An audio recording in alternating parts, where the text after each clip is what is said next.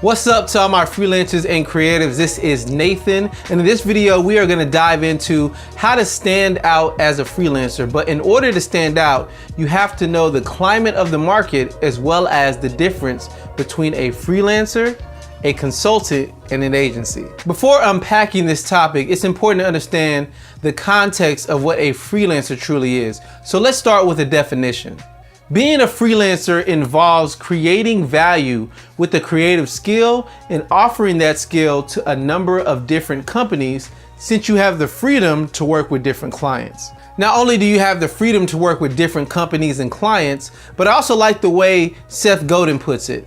Seth Godin, an author and marketing expert, says it like this: a freelancer is someone who gets paid when they work. You are selling your time. You go to work, you get paid. You go to sleep, you don't get paid. So simply put, when you put in the work and the hours and the time, you get paid. But there's a certain way to shift that and earn more value as a freelancer and to stand out. I've been freelancing nearly 10 years now, and I can definitely say the market is more crowded. Technology has become more accessible. People are trying to learn more skills. Not only that, but there's been an explosion in online teaching. So there are tons of courses on how to pick up a new creative skill. So there's more and more freelancers by the day, and you have to do certain things to differentiate yourself. In order to differentiate yourself, you have to understand the entire creative process. It's not about just talking to a client, making something and giving it to them. There's a whole strategy involved from beginning to end.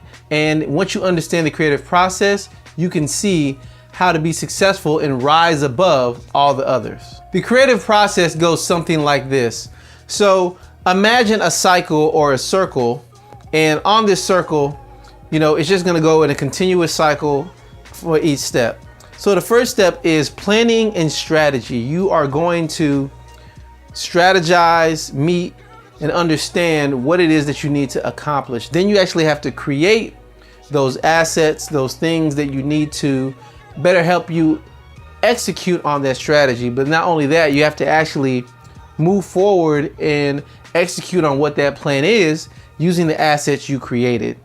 And then you analyze and ask yourself, is what you did worth the time, and is it working? And if it is, then you develop your strategy and you continue. So the creative process is just a continual cycle. You start with a plan, you build some things, you execute on it, you get to the point and say, did this work? And then you start over. But there's an important thing to point out on this. So imagine 4 quadrants.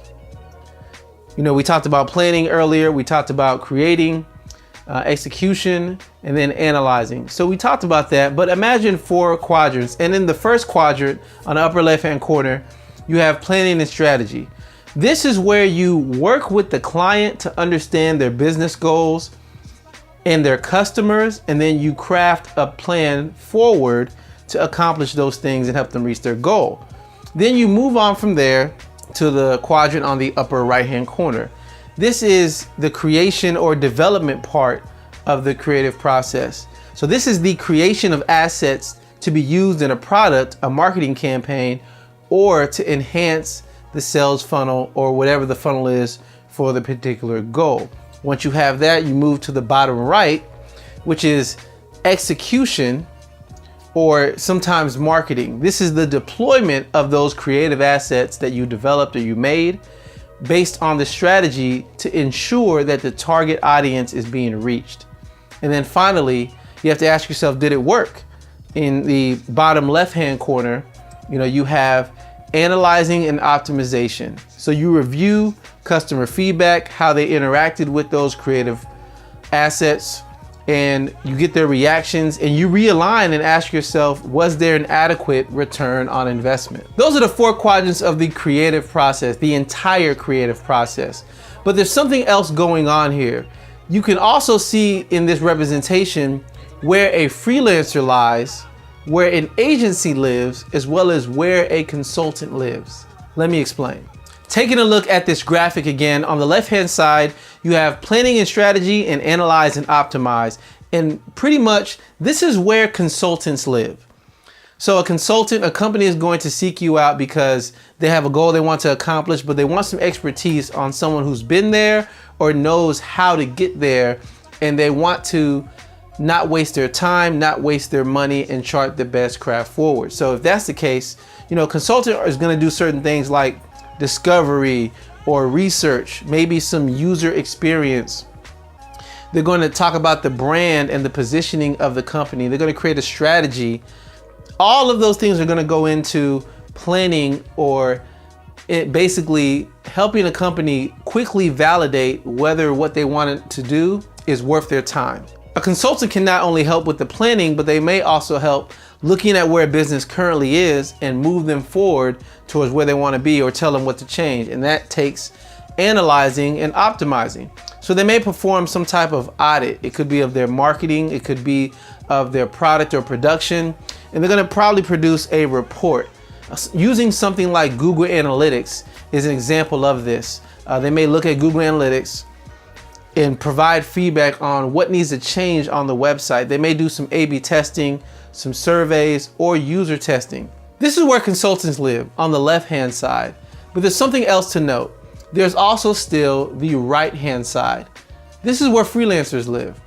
Freelancers live on the right-hand side for the most part. Most of the time as a freelancer, you're going to be creating or developing something, whether it's web design, web development, it could be graphic design, and that graphic design may be for the web, it may be for print, maybe you're doing some type of product packaging, maybe even developing a logo.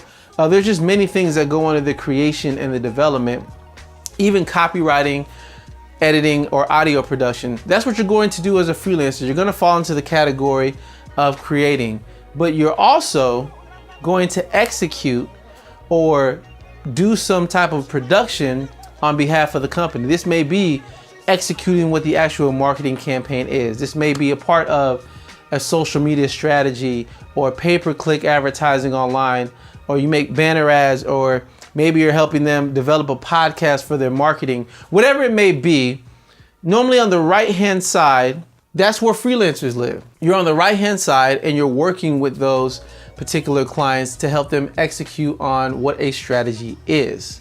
The last thing we have is an agency. Most agencies, they play in all four quadrants. They help someone from beginning to end, and they try to continually reiterate on that cycle. They help with the planning stage. They may have people on their team to help them create the graphics. They may have others to help them execute on whatever it was that was created. It could even be a commercial for TV. Whatever's created, they help them execute that or get that out there in the market. Then they analyze it, say, this is the good, this is the bad, this is the ugly, and this is what you need to improve. And then they start the cycle over and they're back at the plan. So that was a quick breakdown between a freelancer, a consultant, and an agency. Again, a freelancer is someone who's going to create, develop, or maybe you're going to work on the execution part. And a consultant is really going to help with the planning, the strategy, or the analyzing or optimization.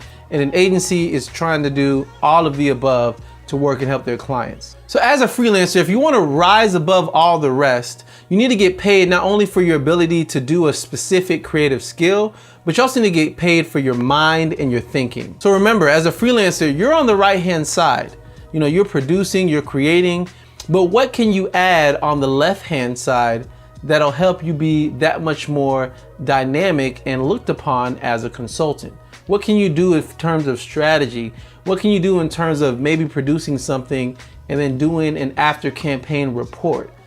Doing certain actions like that will move you closer towards the consultant agency type feel, and you'll be able to charge more value for what you're bringing to the table because it's not just creation. Think about it. Anybody can find a freelancer at Fiverr or freelancer.com, and then it becomes a price game. But the thinking part, the strategy part, the optimization part, that takes a certain level of expertise you won't find everywhere. To bring this home, let's look at an example. For this example, we're going to look at Super Spicy Media. And just to give it some context, Super Spicy Media focuses on doing Facebook campaigns for businesses that pull in 7 figures. That wasn't always their positioning. Super Spicy Media was founded by Mojca, Zove, and she founded the company. At first, she was working more like a freelancer, helping people on their specific Facebook campaigns, but as she continually worked and grew the business, she became more like an agency that's focused specifically on Facebook. So instead of maybe making a Facebook graphic or running a Facebook campaign and that's it, she moved closer towards working with a client to find out what their business goals are, what they're trying to accomplish, and then getting that information and crafting a marketing campaign about that. And that may include making some type of video or graphic or anything of that nature to help with the campaign, and even writing out the ad for the Facebook campaign. But then they also managed or deployed, the assets and the writing and the copywriting for the campaign and ran the entire campaign on behalf of their client. Then they come back and analyze the campaign and let the client know how many leads they produced and how valuable everything was. So for Mojca and Super Spicy Media, it went from, working on one-off Facebook campaigns to moving towards more like an agency. And that way they're able to rise above the rest, differentiate themselves, but also provide more value and charge more. I've heard Mojca speak at multiple conferences, and she pretty much lets us know this is how I run Facebook campaigns. So even though she's teaching others how to do it themselves, if you work with Super Spicy Media, it's a premium offering and they take care of everything for you. That's another thing to remember.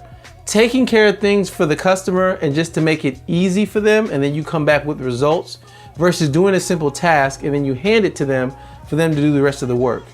That's a freelancer. You're just doing one thing, you hand it back to them, you're not worried about the strategy, you're doing one part of the entire process. That's a freelancer. But if you want to move more towards a consultant, more towards an agency-like feel, and make yourself different from all the other freelancers that are out there, you need to become more like a consultant. You need to become more like an agency. And that's what I've been working on. And that's even the mistake or the limiter that I hit in my business. That's where I've been moving my business. When I first started freelancing, I was doing specific web design. So I would do the web design and a few other things, and then I hand it off to them. But then I soon found that that's not exactly what customers wanted. They wanted an end result, and I wasn't helping them analyze their current site. I wasn't helping them analyze the site that I made, and I was not also helping them planning things out and let them think about their business and putting that into the website. I was just doing what they asked. So if you want to transition from freelancers and all the other ones that are out there and become cream of the crop, become top of the totem pole, raise your level of expertise, raise your prices, you're going to have to become more of a consultant. Thank you for taking the time to check out this video. I greatly appreciate it. If you liked anything I had to say in this entire video, give this video a thumbs up or leave a comment below. I would definitely like to know, for anyone watching, what do you view yourself as? And be honest with yourself. Are you a freelancer? No shame. Are you a consultant? Are you an agency? Or maybe you're looking to build an agency. Which one are you?